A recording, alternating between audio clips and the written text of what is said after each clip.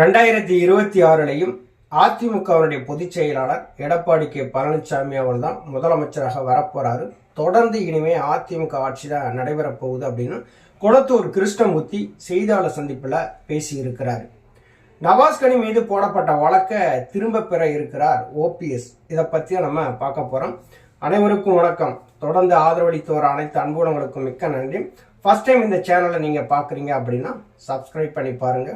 வாங்க வீடியோக்குள்ள போகலாம். அதிமுகவில் ஓபிஎஸ் பிரிஞ்ச உடனே அதிமுக தொண்டர்கள் உரிமை மீட்பு குழு அப்படின்னு சொல்லி ஒரு குழுவாக இயங்கிட்டு வந்தது.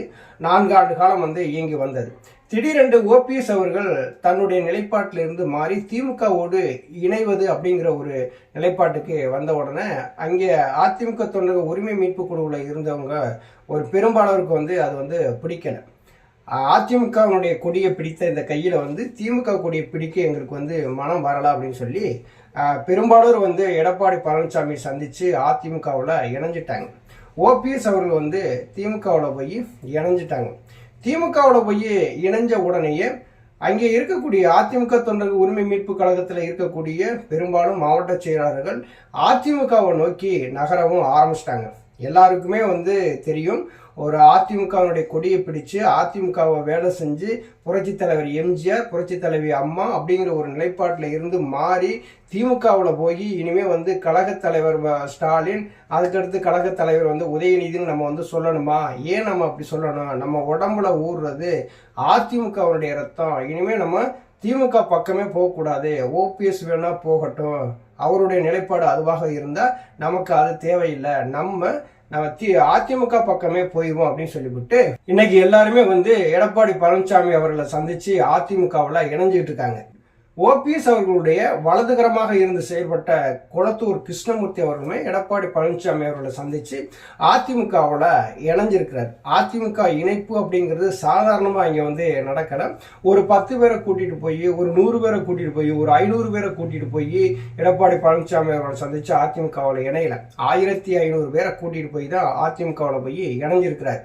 கொளத்தூர் அப்படிங்கும்போது நம்ம டக்குன்னு அதிமுக தொண்டர்கள் உரிமை மீட்பு குழுவில் இருக்கிறவங்களுக்கு ஞாபகம் வர்றது கிருஷ்ணமூர்த்தி தான். அவர் தனக்கு ஆதரவாளராக இருக்கக்கூடியவங்க ஒரு 1500 பேரை கூட்டிட்டு போய் இன்னைக்கு அதிமுகவில் போய் இணைஞ்சிருக்கிறாங்க. இணைஞ்ச பின்னாடி ஒரு செய்தியாளர் சந்திப்புமே நடத்தியிருக்கிறாரு. அதுல அவர் சொல்றது, அதிமுகவினுடைய பொதுச் செயலாளர் எடப்பாடி பழனிசாமி அவர் தான் இனிமேல் நிரந்தர முதலமைச்சர். கண்டிப்பா 2026 அவர் தான் முதலமைச்சராக வருவாரு. அதிமுக அழிஞ்சு போச்சுன்னு சொல்றவங்களுக்கு நான் ஒன்னு சொல்லிக்கிறேன். 2 கோடி தொண்டர்களை கொண்ட இந்த இயக்கம் மாபெரும் மக்கள் இயக்கமாக இருக்கு. அடுத்து முதலமைச்சராக எடப்பாடி பழனிசாமி தான் வருவாரு. நாங்க இணையும் போது கூட சொன்னாங்க, முதல்ல உறுப்பினர் கார்டை வாங்குங்க, தேர்தல் வேலைகள் இருக்கு, நம்ம அதை நீங்க செய்யுங்க, அதுக்கடுத்து எல்லாம் நல்லதே நடக்கும் அப்படின்னு சொல்லியிருக்கிறாங்க. அந்த வார்த்தை எங்களுக்கு உற்சாகத்தை கொடுத்தது. அதனால நாங்க திருவல்லிக்கேணி, திருவிக நகர், ராயபுரம், கொளத்தூர் இந்த 4 தொகுதிகளையும் வெற்றி பெற்று அந்த வெற்றிக்கனியை நாங்க எங்க பொதுச் செயலாளர் கையில கொடுப்போம் அப்படின்னு சொல்லி சபதம் ஏற்று செய்தியாளர் சந்திப்புல பேசி இருக்கிறார். உண்மையிலேயே சென்னை அப்படின்னு சொல்லி எடுத்துக்கிட்டீங்க அப்படின்னா அதிமுக தொண்டர்கள் உரிமை மீட்பு கழகம் அப்படி அந்த இதுல இருக்கவங்கள கிருஷ்ணமூர்த்தியை தெரியாத ஆட்களே கிடையாது. அவர் புரட்சி தலைவர் எம்ஜிஆர், புரட்சி தலைவி அம்மா, அதுக்கடுத்து பாத்தீங்கன்னா இரட்டை சின்னம், இப்போ எடப்பாடி பழனிசாமி அப்படின்னு சொல்லி நகர்ந்து இன்னைக்கு அதிமுகவோட போய் இணைஞ்சிட்டு இருந்தாரு. எங்க உடம்புல ஊறுறது அதிமுக ரத்தம் அப்படிங்கிற மாதிரி அவர் சொல்றாரு. எடப்பாடி பழனிசாமி தான் நிரந்தர முதலமைச்சர் அப்படின்னு சொல்லி முடிச்சிருக்கிறாரு. அவருடைய ஆதரவாளர்கள் எல்லாருமே அதிமுகவில் இணைஞ்சிருக்கிறாங்க. அடுத்து ராமநாதபுரம் பாராளுமன்ற தேர்தலில் ஓபிஎஸ் அவர்கள் போட்டிடுறாங்க. என்டிஏ கூட்டணியில், பிஜேபி கூட்டணியோடு அந்த பாராளுமன்ற தேர்தலில் ராமநாதபுரத்தில் போட்டிடுறாங்க. இரட்டை இலை சின்னத்துக்கு எதிர்த்து அவங்க களம் காங்குறாங்க. அந்த சுயேட்சையாக பலாப்பழ சின்னத்தில் தான் நிற்கிறாங்க. தனது சொந்த தொகுதியான தேனி தொகுதியை டிடிவி தினகரன் அவர்களுக்கு விட்டு கொடுத்துட்டு ராமநாதபுரம் தொகுதிக்கு பயணிக்கிறாங்க. 33% வாக்குகள் வாங்குறாங்க. அங்க பாத்தீங்கன்னா திமுக கூட்டணி சார்பில் இந்திய யூனியன் முஸ்லீம் லீக் சார்பா நவாஸ்கனி அப்படிங்கிறவரு ராமநாதபுரம் தொகுதியில் போட்டியிடுறாரு, வெற்றியும் பெறாரு. இந்த வெற்றி செல்லாது அப்படின்னு சொல்லி அறிவிக்க கோரி அவர் வழக்கு ஒன்று தொடுக்கிறாரு.